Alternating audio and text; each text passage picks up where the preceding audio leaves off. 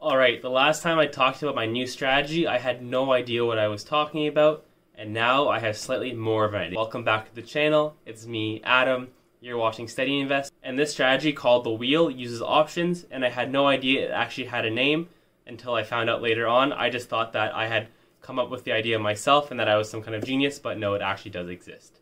So what is the strategy and why is it called that? It's when you sell an out-of-the-money call and sell an out-of-the-money put on the same stock. The call you sell will obviously be a covered call, and the put you sell will be a cash covered put. And my collateral with covered calls will come from leaps, not from shares. And this side of the wheel is actually called a poor man's covered call when you use leaps as a collateral. And when you do it like that, it's actually called a poor man's covered call, which I like so much more than actually buying shares because it's so much more capital efficient. You get to keep so much more of your cash in your pocket and use it for whatever you want. It's called the Wheel because you can use the strategy over and over again and create a stream of income that way. And I actually like to call the strategy a tug-of-war between your call and your put that you sell, because they're going to be pulling on one another. One's going to be winning, one's going to be losing. But the best part of the strategy is you don't have to wait until the expiry of the contracts to profit. So let's use Apple as an example. So today Apple is $130. Let's assume I have a leap until January 2022, and I've sold a call expiring next month at $140, and I've sold a put expiring on the same day at $120.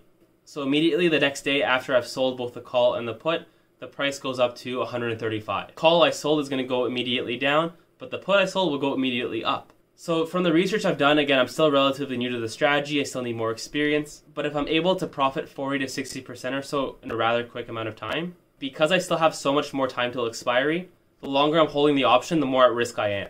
So what I do is I take the profit and roll over the option either by price or by date.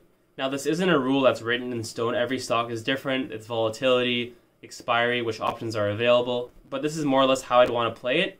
This not only lowers my risk, but I also get to play both sides of that rope.